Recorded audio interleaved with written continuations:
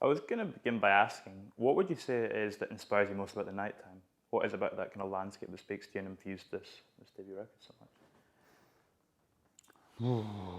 Club life, nightlife, taking yourself back to those times when you had the freedom to go out, I guess, especially now. And just the excitement of being young and being out when you were younger. It was your kind of whole life, wasn't it, when you're kind of in that kind of 16, 17, 18, and then obviously and beyond. It's not about your parents, it's not about so many other things. It then becomes about being out with your pals and whatever it is, sitting in the park listening to music, being in clubs listening to music, being in a record shop listening to music, being part of a movement of some sort. That's kind of, where it all started for me. All of us are involved and have been pretty much, if not our entire adult lives and maybe even our teenage lives as well, involved with music, and that tends to happen at night. So most of my experiences as an adult have happened as part of, sort of going out, and as Philly says, stuff that's happened at night in clubs, at gig venues, festivals, etc.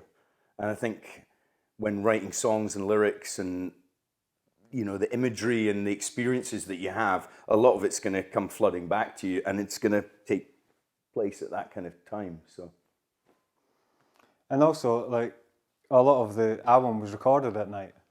A lot of the songs, how they were put together, the beats, and then when they were recorded, they were all pretty much done late at night. I don't know if there were that many daytime sessions. Yeah, most of the beats that I put together was at night. When these guys would get together and record it over the beats, it was at night. So it definitely has it's a theme. Yeah, and with Bernie's artwork on the front cover as well, everything just tied together nicely. We also had the song Nightlife, and everything just sort of, the stars aligned, and it just felt right to call the album that, bring all these themes together and have that artwork on the front as well. It just all seemed right. Do you operate differently creatively at night time? I know you were saying that a lot of it was put together. Sorry? Do you operate differently at night time, like creatively? Do you feel like you're in a different I definitely do. I'm terrible in the morning. I get up as late as I possibly can, even now. I'm about half and half, I would say. Yeah. I'm inspired in the morning time, to be honest. I'm an early riser, so I'm the opposite of the Vicklet.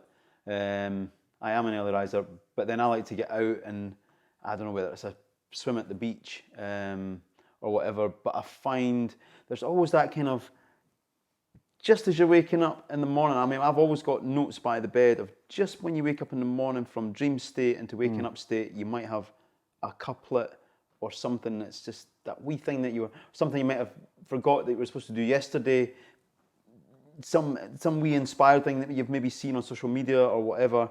It can play into how a lyric can form later on in the day. So I would say I'm kind of a bit of both, to be honest. I'm the opposite. I lie in bed at night and think, that's an idea, and go and write it down, or like whether it's a lyric or get the guitar or something like that. And the kind of ideas keep me awake. So like first thing in the morning, I'm like, oh no. Then it comes to me. The state you're talking about is called the hypnagogic state, when you're that transition between. I knew that, just couldn't remember what it was called. Yeah, waking and sleeping. And they used to when everything was all esoteric, like about a century ago, and they were exploring various things, sort of Carl Jung times, people would actually, and artists and creative people would actually induce that state by various different means, not necessarily drugs or whatever, but like in terms of their own personal lifestyle to try and draw from that state their inspiration. So they wouldn't solely just wait until they woke up in the morning. They would actually actively try and induce that kind of state to get creative ideas. Anyway, that was just a wee side point. A wee side slant. For me, I'm a bit like Philly, I'm a bit half and half. For me, a lot, like the work that I do in terms of the music is, there's a creative aspect to it, but there's also a sort of practical aspect to it, which is like editing and dealing with all the different audio files and whatnot. So I tend to like to do my work stuff in the morning. And when it comes to being sort of a little bit more creative I like when everybody else has went to bed, it's only me that's up in the house, the lights are low, and then I just get in the zone and I can get quite creative. But yeah, because a lot of what I do is time consuming, I sort of split between early morning and in the evening. And again, it's about sort of creating a mood, whether the mood is in your own little central space that you've set up as your working space, or you're outside on the bike or whatever, listening to tunes and something comes and you're like, brakes on the bike, God, I get my pen out and write something down. It's about the mood. And nighttime, there's something happens when the stars come out.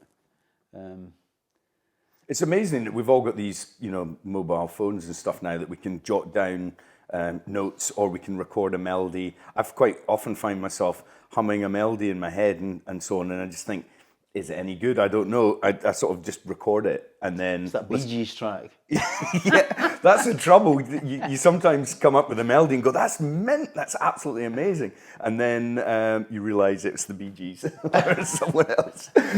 Tragedy. Yeah.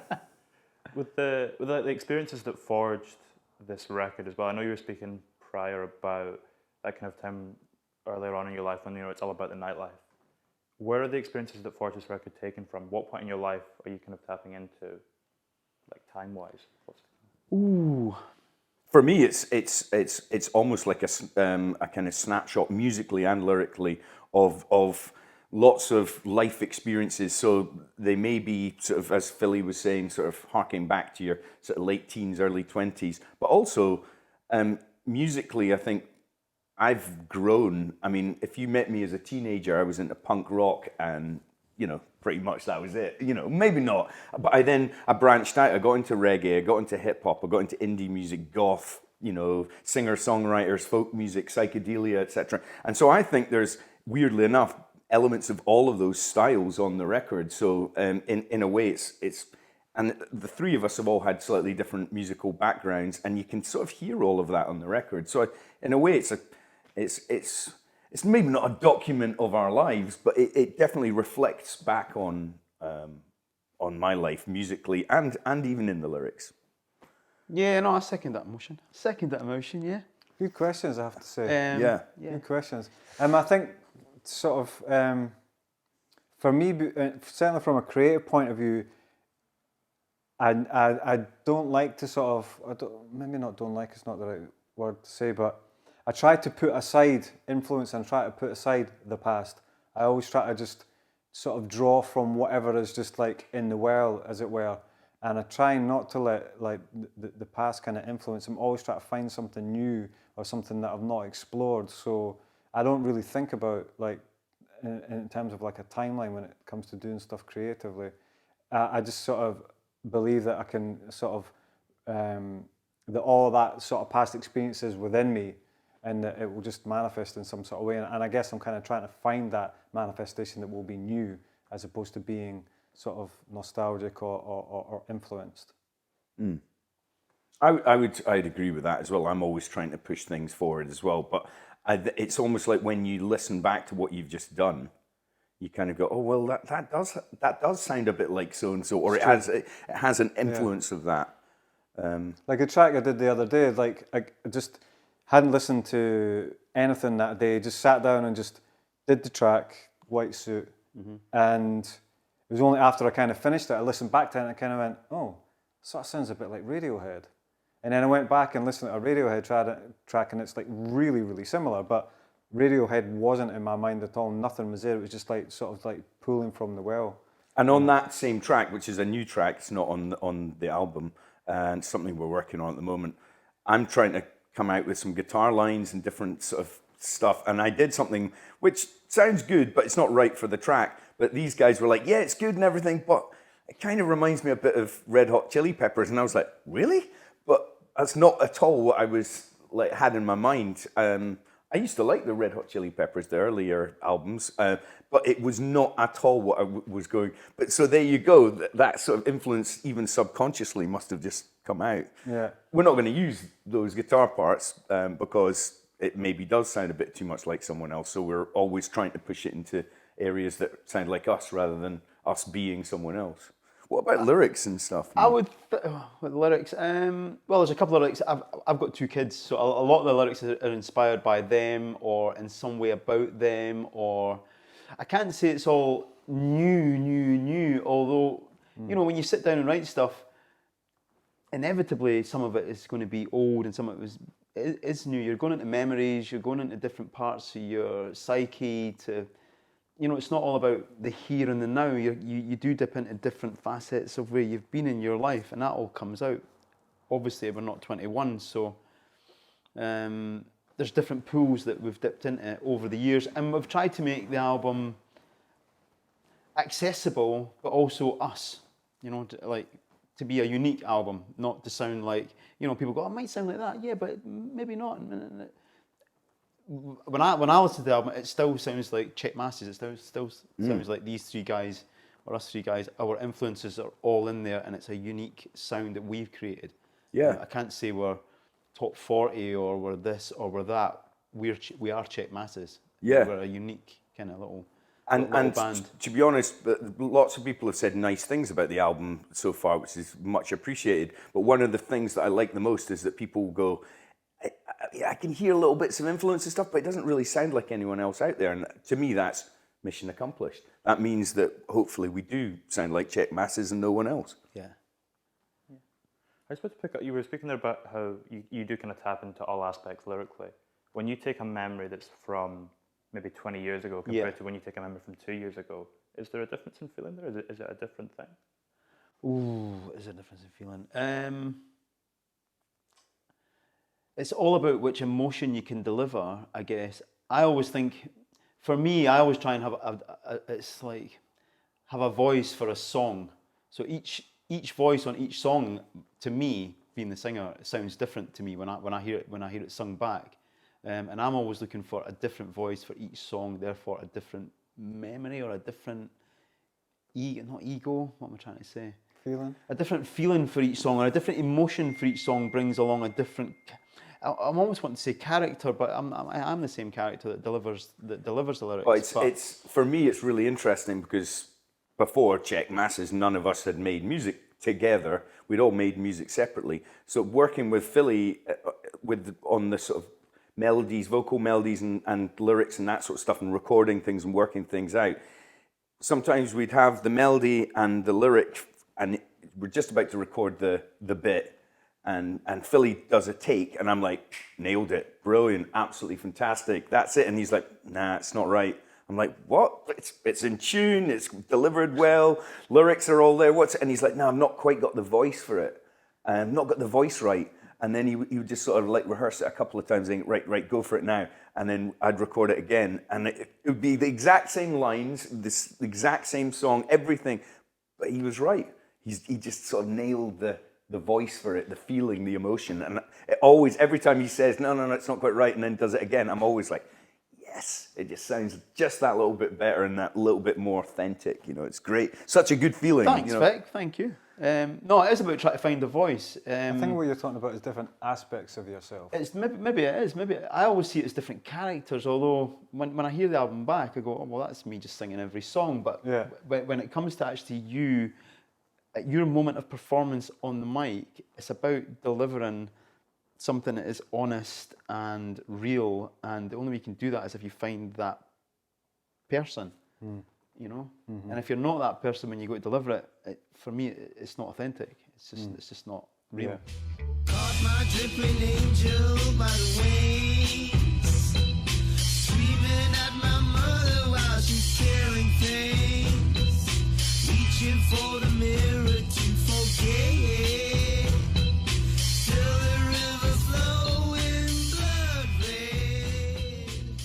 red. When it comes to the characters of it, because you do have these figures that are maybe slightly more, not fictional, but you can kind of emphasize them a wee bit with the descriptions of them. But then you also have like Killers, where it's a completely real world character. How does it differ with those two, telling a character that's slightly more fictionalized and tackling one that's completely real?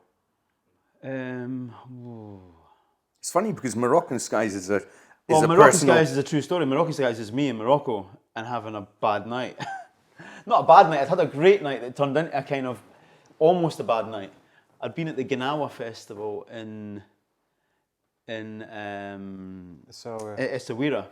And we'd stumbled upon it. We were actually staying maybe 15 minutes outside Essaouira, and we got a taxi in one night to go and have a look at Essaouira, and then the further we got in, it was like crowds of people, and then turns out you're at this amazing African Ganawa festival. So it was all creeds, all colours from all over Africa. I mean, it was totally enlightening for me. There was thousands of people there. It was just like, wow, you know, and black people at a festival. You know, I've been to Glastonbury, I've been to Reading, I've been to dance festivals, I've been to Tea in the Park, all these kind of things, but to be in a sort of black festival, that was just really awe-inspiring. Anyway, as the night progressed, you know, I think the headliner was Marcus Miller, bass player, which was amazing. And then in amongst all that, every little cafe you went into it was like being at the Edinburgh Festival, every little cafe had another band on, or there was something. Everywhere you went, there was a happening, you know, it was a happening in this cafe, happening in that little restaurant, it was like all night long. But then it got to like really late, 7, 8 in the morning, and we realised we never had anywhere to stay. We'd been up all night, and maybe it was a bit early, maybe 4, still very dark, and we needed somewhere to stay. And it just turned a wee bit edgy. You know, there's a lot of street dogs, there was a lot of youth around that had obviously had too much to drink. We were tourists, and it got a wee bit whatever. I'm not going to say really heavy, because it never got really heavy, because they're beautiful people and lovely people. But there was a couple of moments that could have went the other way.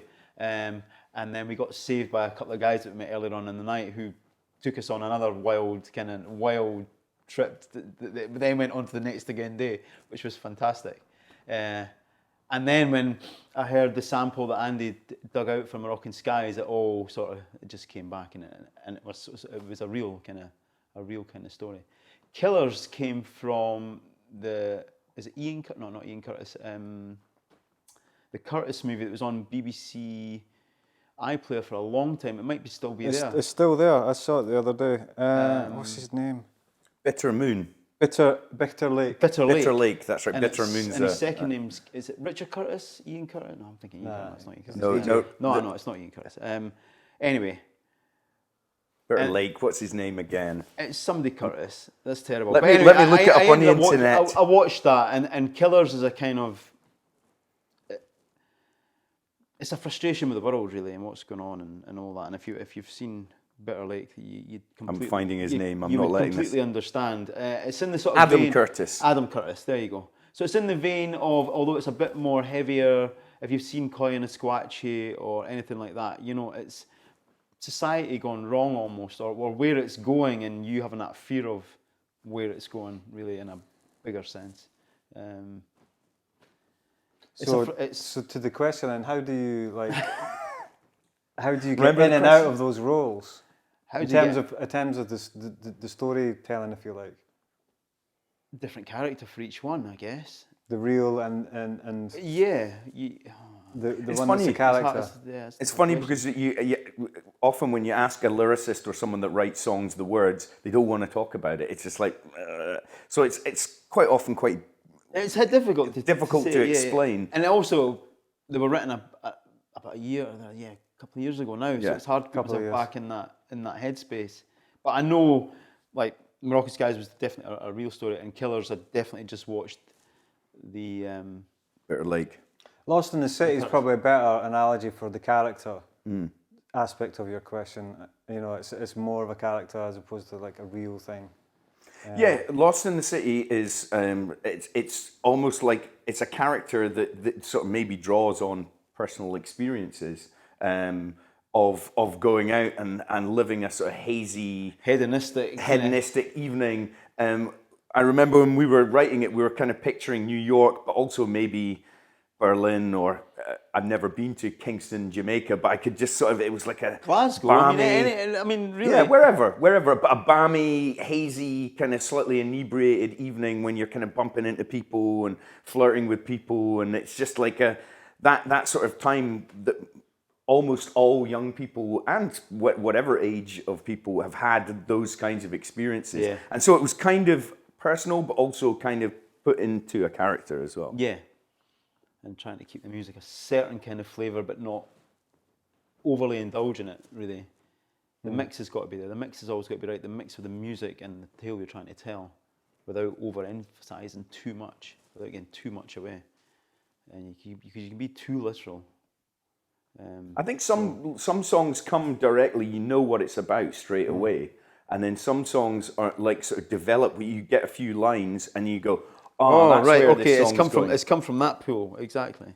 But I never want to tell a full story like this is a story in a song. That doesn't really interest me. It's kind of like the samples that you use to open, like we were speaking about both Moroccan Skies and Killers, because both those samples don't tell a full story, but they're a very kind of sharp, they provoke an emotional reaction. They kind of get you in the like world that. as soon as they do. Absolutely. They serve as the backdrop for what's to come. Yeah. Are certain samples or certain things, do you think they kind of lend themselves to music more? Well, the Certain ones sounds? on Moroccan Skies are actually from when I was in Morocco. So it's like, because it was an afterthought after the song had kind of already been fleshed out. I was like, oh, I've got all those. Because when I went to Morocco, I've been a sort of field recorder kind of like all my life. I've always had like mini discs and mics, and I will go places and record different things like the sea and stuff like that. So I would always take some sort of recording device when I would travel. And yeah, after the song was kind of like done, I was like, oh, I've got all those recordings actually from Morocco. So I went in and just like found them, and it's like all like street scenes that I recorded. So it sort of fitted perfectly. And I mean, what better to set up a song like that's taking place in Morocco than actual, Moroccan street noise? When we were playing shows as a live band, obviously before lockdown and all of that, before the pandemic, we were opening the set with Moroccan Skies with that sample coming through the PA. And actually, although we only managed to play live as a full band a few times up to that point, it felt like a really great opener because it sort of, everyone's like, whoa, what's that? And this kind of atmosphere and, the exact sample that's on the album. And then, of course, the beat and the bass line and the guitar and everything kicks in. And it's like, hopefully, the gigs that we did, it grabbed people. It was a good opener. It sets the tone, yeah. So what was the question again? Do certain sounds kind of lend themselves to music more? Sounds... Like in terms of like samples, like just certain sounds that you hear. Like, I mean, you heard that Straight Knives and thought that it could be like the perfect introduction to that song. Do you hear certain things and do you think that could really work to tell a story in the same way that does or Killers does as soon as that opening sample? The thing about samples is that is a real life sample, like a field recording. But the other thing is the album does have samples that are taken from different sources, like vinyl and other records. So there's a slight difference between those kinds of samples, but the kind of process that we had was just me kind of mainly putting together these sort of soundscapes of different moods of whatever they might be, and we had like a pot, if you like, that would have like something like Pot of gold, 20 songs in it, and then these guys would just like, however the mood or whatever kind of they were feeling, it would sort of draw from the pot, And those kind of feelings in terms of like the samples, obviously I'd be choosing samples that evoke a certain feeling. Because on some of the songs, the sample is the main thing that's keeping the song going. So yeah, for me, it's that I'm constantly searching for those sounds or samples that kind of can like evoke certain emotions. With Moroccan Skies, Andy had the beat and the bass line, and it just grabbed Philly and I straight away. And I sort of did the wee glockenspiel melody and the sort of guitar lines and so on. And it had a sort of slightly Eastern feel to it somehow. I didn't plan it that way. It just sort of ended up that way. Then Philly brought his lyrics about... Philly brought his lyrics about Morocco and his experience there that he just told you about. And then Andy's field recordings, again, the stars kind of aligned. It just all felt good. Yeah. So hopefully a song is a bit of magic in its own way. Its constituent parts all just sort of come together without you thinking too heavily about it. It just naturally goes that way. Sometimes they're a bit of a struggle, but sometimes you get lucky. That one was a lucky one. Andy's talking about the pot of gold of tunes that he sends over. And you know, on any given day, Vic and I can go through 10 of them and go, oh, there's nothing there. And then on another day, listen to the same 10, and something drops. You know, something just gets you that feeling. You go right, and then you've got a first line, a second line, third line, and then you're off, and then you've got a wee bit of magic. And you listen to it back, and you're like, wow. And we're back in that process again now, trying to like develop new songs. A few that didn't make it to the first album, which we still think are really good. We're going to tweak them, and then lots of new ideas, tons of new ideas. In fact, too many new ideas. I think that's a lovely note to end it on. Thank you very much, guys. Thank you. Okay, cool. Fantastic. No, thank you.